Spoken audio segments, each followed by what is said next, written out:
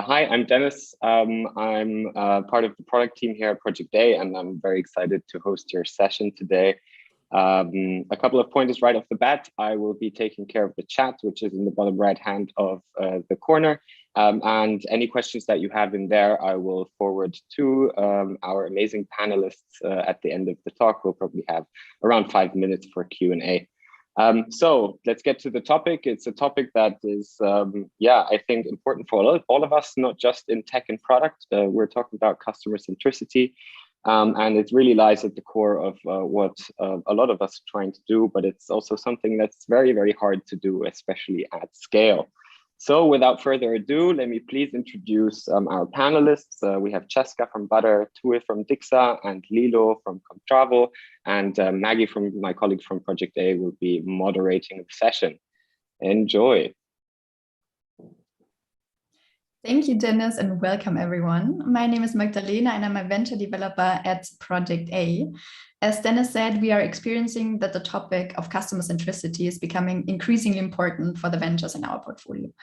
This is why I've brought 3 experts from our ventures, Dixa, Butter, and Comtravo, to this panel in order to dive a bit deeper into the field and provide you with hands-on operational insights. But first of all, let's start with the short first intro round. And Lilo, would you start? Sure. Hi, everyone. So my name is Lilo. I'm the head of brand and customers at Comtravo. We are a B2B business travel company with a bit more than 250 employees. And about my background, I was at Google for quite some time, and then at Bain & Company, where I also focused on so-called customer-centric transformations, especially in bigger corporates. Cheska, do you want to continue? Yes, thanks, Lilo. Hi, I'm Cheska. I'm the Chief Growth Officer here at Butter. We're actually building an all-in-one workshop tool for trainings, workshops, and the like. So in the tool, we want people to be able to prepare, run, and debrief their workshops with these. In my current role, I'm in charge of mapping out our go-to business strategy, especially since we're an early stage startup, as well as all things related to sales and marketing. Prior to this, I was in digital marketing. I was manning a digital marketing agency, and now it's actually my very first foray into an early stage startup. So a lot of exciting things happening there. Tue, you want to take it over? Yeah, thanks, Cheska. Nice to be here. My name's Tue. I'm Chief CX Evangelist at Dixa. We are a customer engagement platform supporting phone, chat, email, and social media. We are based in Copenhagen and about 205 people, so rather a scale up in the size of things. I've been with the company for 5 years, very much involved with the product development, and is now part of our strategy and business development team, supporting the rest of the organization with different projects. And before Dixa, I've been working with customer service and customer experience for close to 20 years. Great. Thank you for being here and providing the expertise, all 3 of you. And first of all, let's start with a rather broad question I brought for the 3 of you. What is customer centricity for you, and why is it important for your companies as well? Maybe Tue, you can start, as you've just introduced yourself as the last one. Yes, I would love to do that. For us, it is, of course, putting the customer in everything that we do.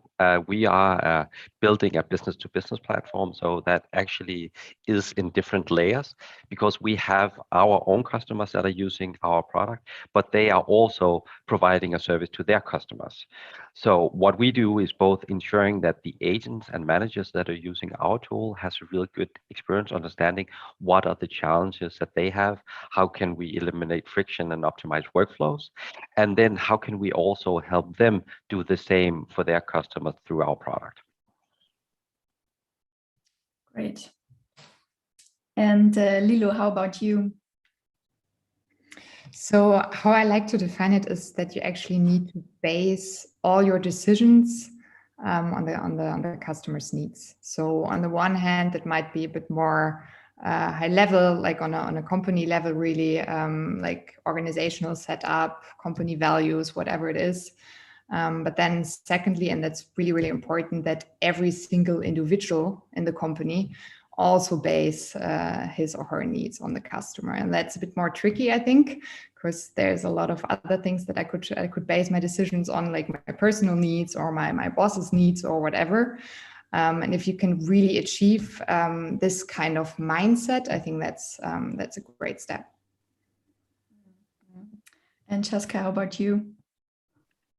For us, it actually, customer centricity takes on a whole new meaning considering how early stage we are. So for us, it's really, since we're still trying to validate the business problem and really try to see who our first customers are, it's being obsessed with understanding what their problem is, and also trying to build specifically to solve for their needs.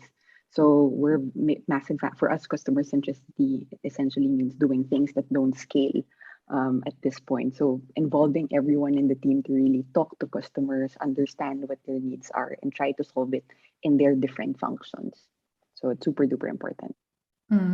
So in my work with the portfolio, I can really see that several companies are now focusing to become more customer-centric or want to become customer-centric, actually.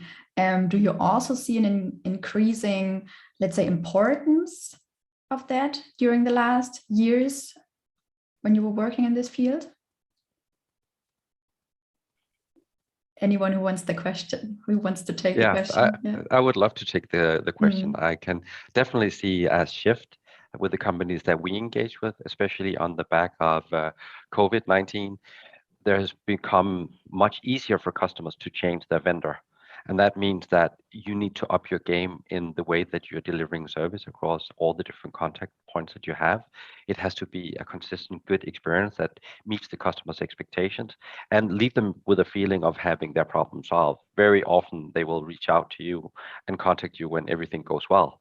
It's always when something goes wrong. And you need to make sure that when that happens, you are there to create a good experience and solve the issue that the customer has. And in that sense, I see a shift where before you were compared to the best within your own industry, but now you're compared to the best in any industry. And that means that the bar has definitely been raised for companies to deliver this good experience. And they also understand that when they do it, it has a positive effect on the relationship they have with their customers, with loyalty. They can increase the lifetime value. It can reduce churn. It has positive word of mouth. And they are beginning to tie that to the return on investment in customer centricity and CX in general, and understanding that if we do more to retain our customers, it's really good for our business in the long run.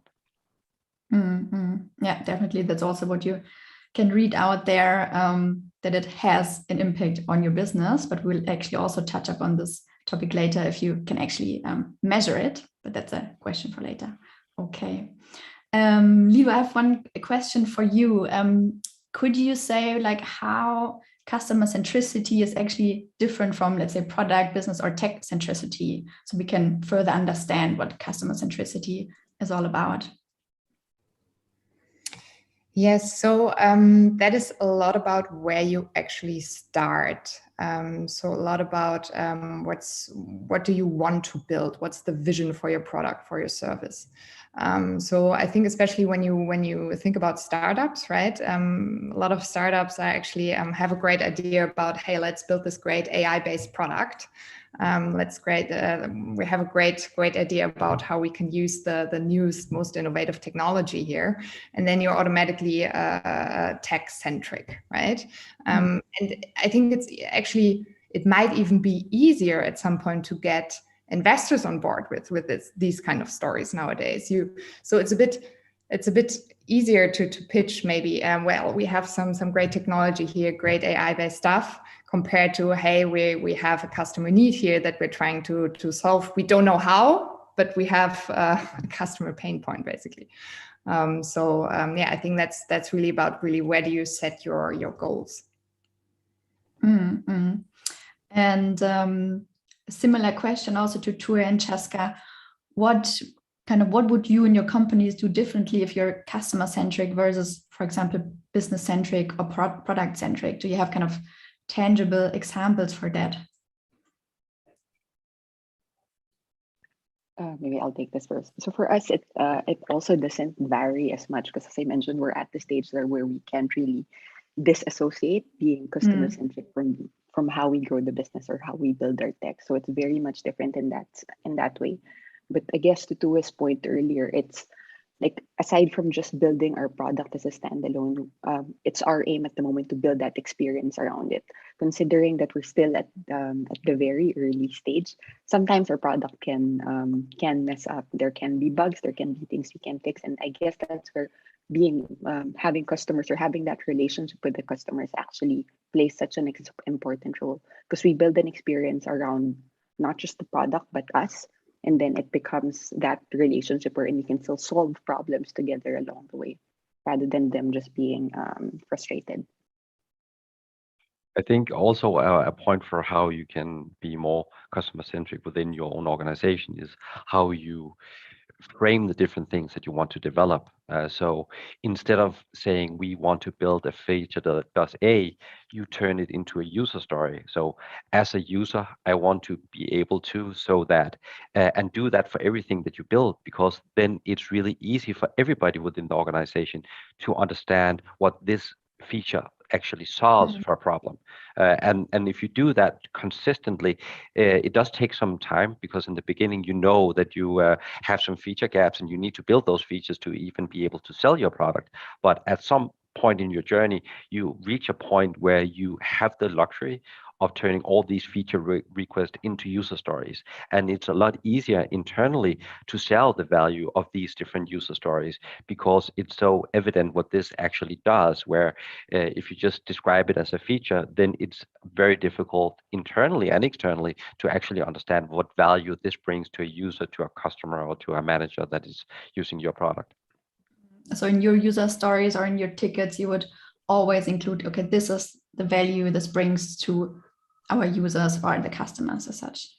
Yes, very clearly state what the problem is being solved, and then also to a certain degree put in some success criteria, so you know that you have actually achieved the goal that you set out to solve with this particular feature. Do you, maybe to go one level deeper, do you maybe have an example of a success criteria for one of your users? I will think one up and yeah, get back with that in a second. Yes. Let's do that in the end. Okay, great. Then again, a very broad question, but I think kind of the main question of this panel is also, how do I actually become customer centric? Or as a company, how do I also become more customer centric as a company? And I think here it's nice to start out with the framework actually Tue introduced to me, on which we can work our way around. It's the customer experience pyramid, and I'll just quickly share that one.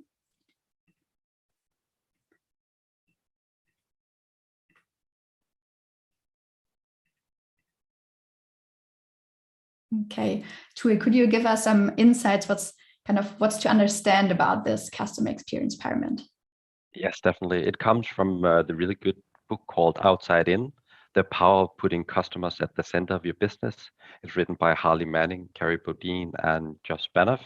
And they have this pyramid where in most tools it meets needs. They have a problem that they need to solve, and when they use it, I can accomplish my goals, and then it gets the job done.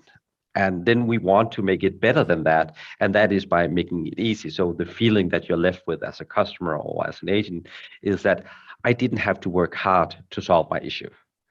And then at the top of the pyramid is whatever business you're in, you need to strive for, is to make it enjoyable. So not only did I accomplish my goal, I didn't have to work hard, but I also feel good about that.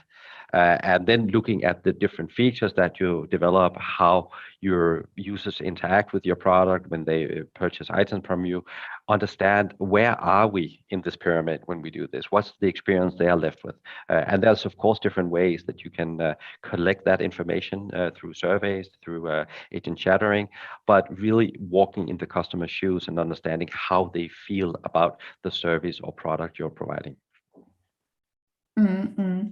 And would you say usually as a company you start out at the bottom, and you work your way up?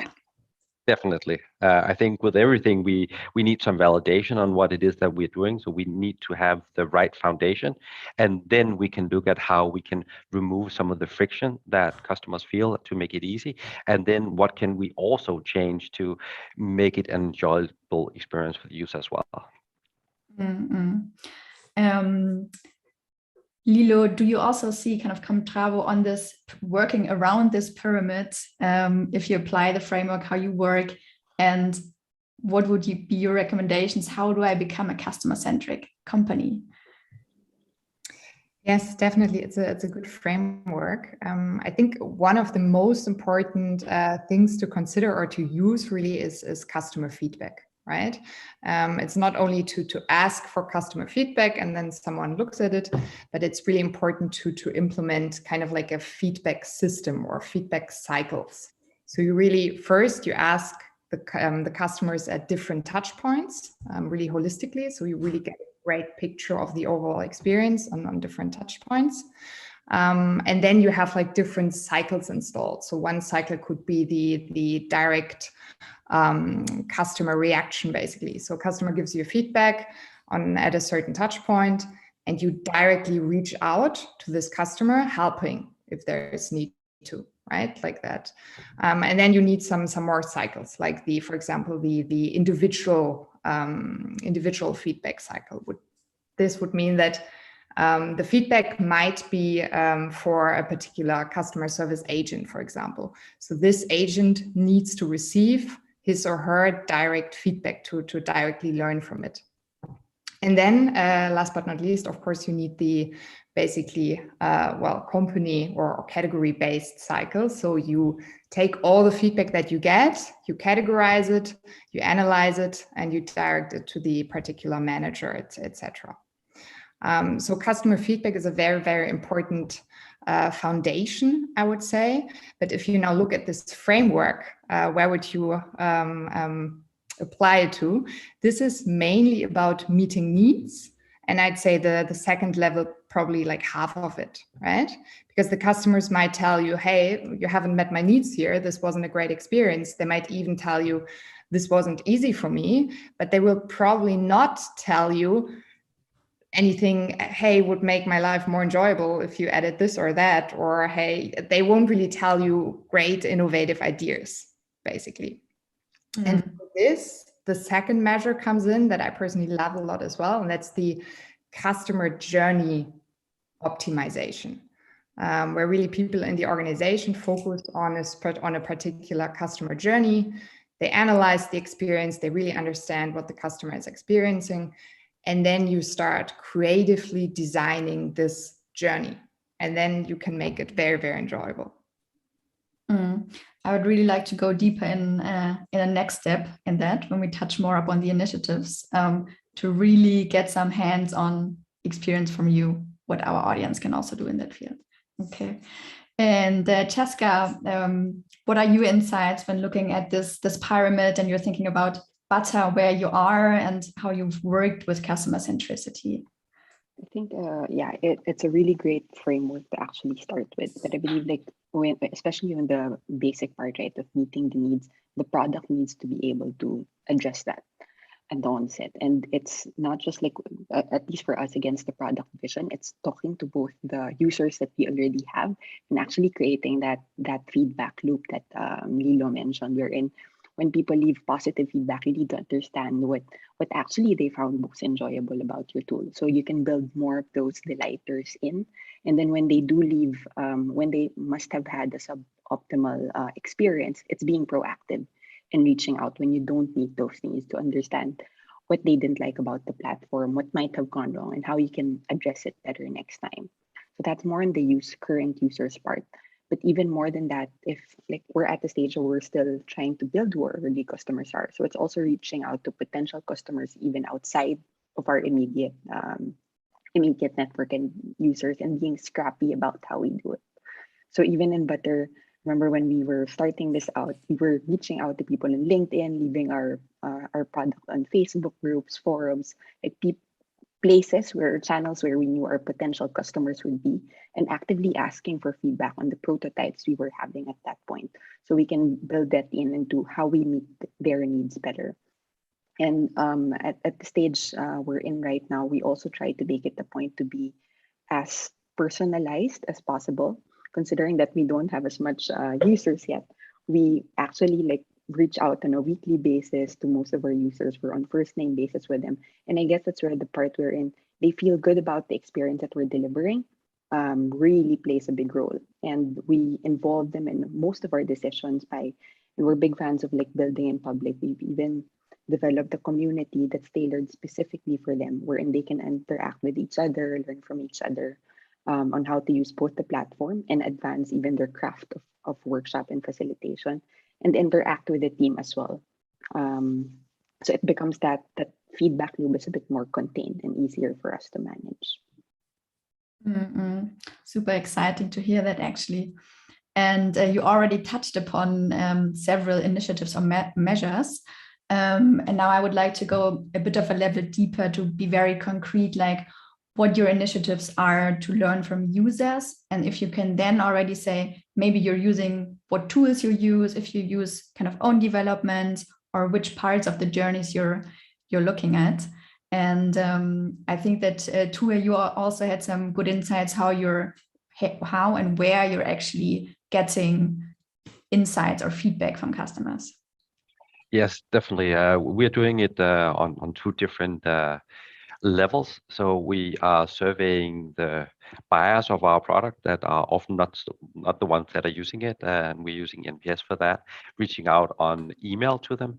And then what is really important for us is to understand how the many users that are using our product every single day feel about it. And to get an understanding of that, we have an in-app survey where we ask them one simple question: Dixa makes it easy for me to help customers. And then, to what extent do you agree with the above statement? And then they can go from strongly disagree to strongly agree on a 1 to 5 scale. And that gives us a measurement of how the sentiment is between the agents. We can filter that on our different customers and see if there are customers where either the product is not the best fit, if it's training, if it's onboarding. There can be a lot of different reasons. We've done this a couple of times, and I think the first time we thought that we would get a lot of feedback that could help us build a better product. But we quickly could see on the feedback that we got from our users that a lot of the feedback that we got, maybe 70% of it, was not directly related to the product. It was more to the experience of using the product. So it was a little bit change management, it was account setup, it was integrations, it was having the right workflows. And that made us also realize that it was limited what we could actually do in the product, but there was a lot that we could do outside the product to improve the experiences that our users have. So it was really a gold mine of information that we got. We just launched the survey again this week and have, I think, 2,000-3,000 ratings from our customers that allows us to much better understand what are the pain points they have and how can we address them, both in via setup and within the product. And how would you then usually take this data and how would you work from there? What's the next steps? Who would take it and what's the actions? We need to have the buy-in for the rest of the organization, and I think that goes for everybody in this discussion, because we can do what we can do from our side. We can look at the data and we can analyze it, and then we can come up with recommendations. And those recommendations will be passed over to our customer success department. Some will probably go to sales, some will go to product. But we need to have somebody in those departments that are ready to take those recommendations on and actually do something with it. Of course, they also have a motivation for having agents that are happy because they probably deliver a better service and will stay with us longer because they have a good experience when they use it. And that means that they will see this, I hope, as a gift that based on the feedback that their users are telling them, this is what we can do better in the future, and then try to put it into the roadmap or the processes, depending on where in the organization this feedback lands. Would you also sometimes watch your users live actually using the product? Yes, we have what we call the agent enablement sessions, where we spend time with an agent, maybe 1 or 2 hours, preferably on site. But since COVID, and because a lot of our customers are all around the world, and we have done it remotely, and that allows us to see how they're actually using the product. We can both see what they're doing in the product, but also what they're not doing in what they're doing outside the product. So are there any recommendations we can come with to optimize their workflows, to integrations, to routing of conversations, and are there any things that we can change in our product that will remove the friction that they have? And I think regardless of what product you're selling, what industry you're in, if you have the chance to spend time with the users to understand how they're using the product, and just observe them clicking around, and in our case, an email comes in, they add a tag, they add an internal note, they respond, and look at that workflow, and truly understand what is going on.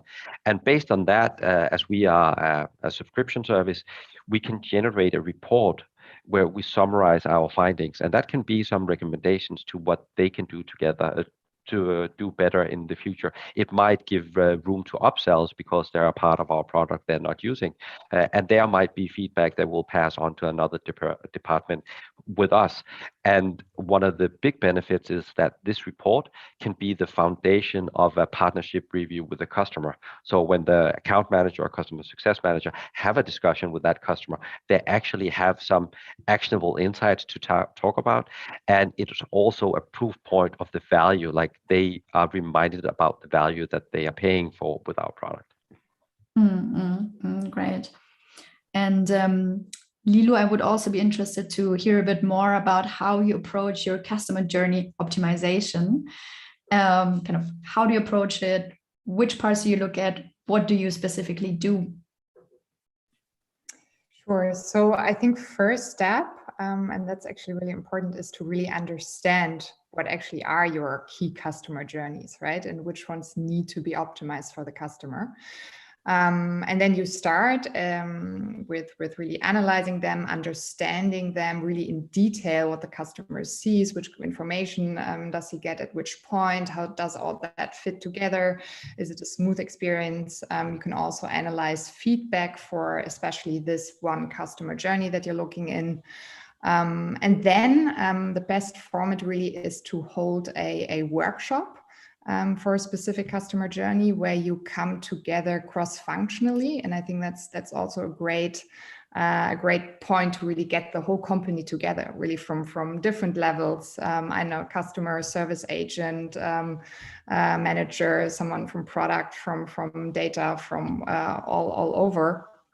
And you can work all together on this one customer journey, and you can use some creative concepts like design thinking, workshop contents, etc., to really get into a creative mindset here and to really invent something new and create the best possible experience here. And in what way? Oh, sorry. Yeah, just one thing to add, which one concept that I also really like a lot is to think about your moments of truth in a particular customer journey. That's quite interesting because on the one hand, one fun fact or one fact that I really like is customers will forget what you tell them or how your product looks, but they will not forget how you make them feel. So whenever you have a strong emotion, the memory will stick, right? So for us, for example, I mean, we're a travel company. So for us, the situation when a customer is stranded at an airport somewhere in the US, for example, and they call us and they are frustrated and they're afraid they won't get home. This is a moment of truth where we have to be 100% there. It has to be a perfect customer journey. And then we really have to excel in this experience. So, yeah. And what would be ways how to collect the customer feedback? Are you doing interviews or maybe focus groups or also surveys? Yes, so for customer journey, particularly on the one hand, if you have a holistic feedback system, you'll probably have some touch points in this journey where you already ask for feedback, right? You should have, because then you have some quantitative data that you can actually analyze. Plus, what you said, it definitely makes sense. If you look into one particular customer journey, then you can invite customers to also talk with you about their experiences, have focus groups, etc. All the qualitative research basically makes sense. Okay, great. And Cheska, I think you at Butter, you're also, I mean, you're generating a lot of customer insights. Can you let us a bit more about that, what you're using? Are you talking to customers directly? Are you also watching them using your product? I think you also have a little kind of add-on in Butter yourself to give some feedback. Can you give us some insights on that? Yeah, so you're right. We're doing quite a lot of methods, both like quantitative and qualitative, to get both customer feedback and insights. But I think like to Lilo's point earlier, for us, it's also because we still are at the stage where we're trying to map out what differentiates our product and really puts the value of it in front of customers. So we're very mindful of mapping out the entire experience first, even outside of the product, truly understanding like what their full workshop process is like and mapping that out, and actually trying to assess as well where we can add the most value, especially since it's such a cluttered category at the moment, and we're competing not just in the video conference space, but conferencing space, but also in the full collaboration space. So that first is critical, and we actually involve them quite a lot in the form of like user interviews. We do observations, and in terms of user interviews, where we try as much as possible to recruit in ways, not just within, as I mentioned, not just within our immediate network, but also culling things like or partner organizations or communities where we know they might be present at, and actually helping that or using that particular channel to help us do things in a much more scalable way. So instead of reaching out to customers one-on-one, we do it en masse. Within Butter, we also try as much as possible. So we try to listen to customer feedback and actually filter even at the onset, like what the right customer feedback to listen to. So we've tried implementing something that's a spin-off of Superhuman's product market fit score, wherein after every session, we try asking, session on Butter, we actually try asking our users how disappointed they would be if they couldn't use Butter anymore.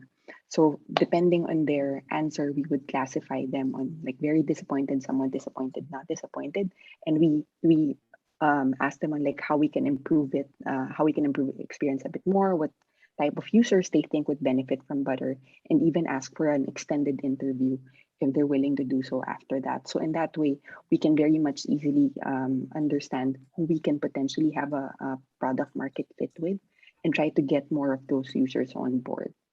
Another thing that we've tried doing is even in onboarding, because we see a lot of different use cases, even at the onset, gravitate towards Butter. But we try to classify them already on what we feel are the most high value ones and put a bit more weightage on whatever feedback we get from customers who are falling into our intended or the customers we really want to gun for, which are workshoppers and trainers, versus those which are more ancillary use cases, like let's say things like education, online meetings in general, so on and so forth, because we feel that those are not the type of people at this point we should be building for. So in that way, we listen to their feedback, but we also put a bit less weight perhaps on what they say, because it might just skew where we direct the product in the long run. So that's one thing that's really, really helped us when it comes to listening and being active and actually addressing the concerns of our customers. And I think all three of you had really also good insights what could be pitfalls or mistakes when, let's say, working with customer or user insights. Could you share some of them?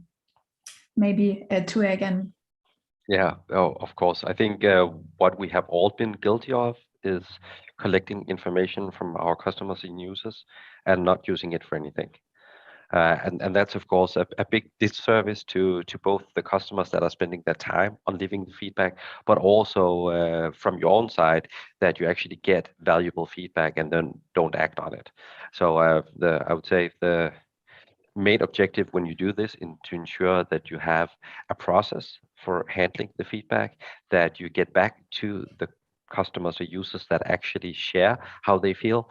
That can be one-to-one, but it could also be in an update that based on the survey, we have these findings, and then in a more general sense, tell all the users what it was actually used for, and then have the necessary buy-in within the organization to make all the feedback that you gather actually actionable and do something with it. Lilo, what's your take on that? Yeah, so one of the pitfalls that I've come across quite often is that companies say that they want to focus on customer happiness, but not really how they want to do that. So it's really important that you connect strongly the customer centricity concept with like an overall company / brand strategy, right? Who do you want to be for the customer? Do you want to be the innovative company? Do you want to be the service-focused company? Whatever. So you really need to have all these guidelines clear for everyone. So when you, for example, redesign a customer journey, you know how you want to redesign this. And Cheska, what would you say, or what do you see as pitfalls when working with the customer feedback or customer centricity in general? I guess we're a really early stage startup. It's really listening to all feedback equally, because if you listen to each and every voice of the customer, regardless of what they're using your product for, how satisfied with they are currently, you slowly just gun your way towards a monster product. Like you won't have that very clear identity and very clear value to deliver because you listen to everyone all at the same time and all equally. And I guess the second one is also not involving relegating the customer centricity to just one department or one person in the team. Because when you're such an lean team and at such an early stage, it's super important that everyone is involved in the customer experience. That everyone understands what needs what problems they're trying to solve for, and that they actually really very crystally in their minds know who they're building the product for. So I think that's important that even at least for us, we try involving even our tech department or our dev guys when it comes to customer support tickets, because they also share with you very interesting perspectives, or they might pick up on signals that you might not normally see yourselves. So. Sorry to jump in right here, but we did promise the audience a couple of questions, and we only have a couple of minutes left. And there are some great questions that came in from the audience. One that we already touched on was the tools that you work towards, so I'm going to skip that one. But Hilga Voss had a really interesting question. I feel it's how do you resolve possible contradictions between what your customers actually want? So let's say something like cheap products, right, and your company's purpose. And yeah, I think that also touches a little bit already on what Lilo mentioned before, having some kind of strategy. But I'd like to hear the others on that as well. I think for this, it's really important to have a strong product vision and learn to say no. Like you cannot be all things to all people, and you need to ensure that there are things that you decide not to do because it's not aligned with the product strategy. It's not aligned with the customers that you're targeting your product with, and then be very open to customers that have those kind of requests. Tell them why you don't feel this is the right direction for your product to go in. Cheska, any insights from you on possible contradictions between business strategy and customer centricity? I super agree with what Tue mentioned, and actually, it's also very much like involve them in trying to understand what the needs and the problems are, but don't ask your customers for the ideas that can solve their problem, because they might ask for just faster horses, or rather than like a completely different innovation in the first place, right? That's what our product guy likes to say. So also be very crystal in the types of questions you ask. So try to understand their current workflows, how they're currently solving the problems, and then build the solution for that rather than asking them to dictate it for you. Yeah, and if I can just follow up on what Cheska said there, if a customer comes and say, I want localization, that can be a lot of things for a lot of people. But if you turn that into a user story, that could be, as a user, I want the product interface to be in my local language so that I understand what the buttons and menus say. then it's really, really clear what the customers say. And also when they come with feature requests, we have seen it as a really efficient way to turn those feature requests into user stories that we could present back to the customers. So we are aligned internally, but also with the customers. Is this actually the problem that you need solving? And then you can have 2 or 3 of those and look at what do you think create the most value for most customers and which one of them are actually aligned with our own product strategy. We still have some time, then Tue, you could also give us some insights on how a good ticket can be structured. Yeah, but for the user story, it is this very well-known sentence where you determine who is it that has an issue as a user. What is it that you want? In this case, I want the product interface to be in my local language. And then very importantly, what problem does it solve? In this case, so I understand what the buttons and menus mean.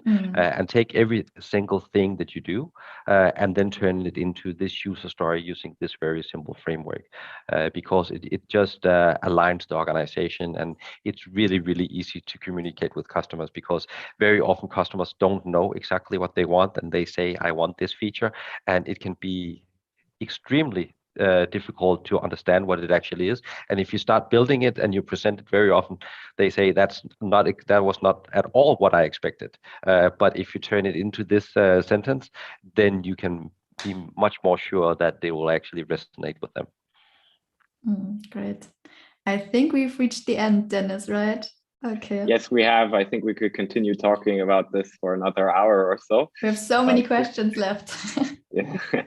Thank you so much for all of your insights, and hope you enjoy the rest of your day at PAKCon.